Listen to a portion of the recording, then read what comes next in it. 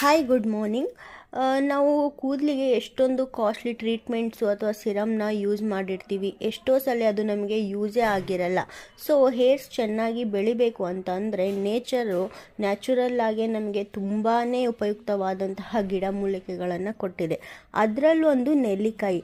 Trust me, ಇದು hair ಗ್ರೋತ್ಗೆ ತುಂಬಾ ಒಳ್ಳೆಯದು. ಸೊ ಲಾಸ್ಟು 20 to 25 ಡೇಸಿಂದ ನಾನು ನನ್ನ ಹಸ್ಬೆಂಡ್ಗೆ ವಾರದಲ್ಲಿ 2 ರಿಂದ 3 ದಿನ ನೆಲ್ಲಿಕಾಯಿ ಜ್ಯೂಸನ್ನ ಕೊಡ್ತಾ ಇದ್ದೀನಿ.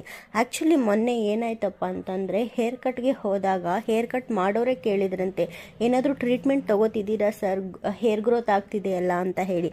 ಸೊ ನಾನೇನು ಹೇಳೋದು ಅಂದರೆ, ಕಾಸ್ಟ್ಲಿ ಟ್ರೀಟ್ಮೆಂಟ್ಸ್ಗೆ ಹೋಗೋಕ್ಕಿಂತ ಮುಂಚೆ ಸ್ವಲ್ಪ ದಿನಗಳ ಮಟ್ಟಿಗೆ ನ್ಯಾಚುರಲ್ಲಾಗಿ ನಮ್ಮ ಊಟದಲ್ಲೇ ಸ್ವಲ್ಪ ಚೇಂಜಸನ್ನು ಮಾಡಿ ನೋಡಿ ಅಂತ ಹೇಳಿ.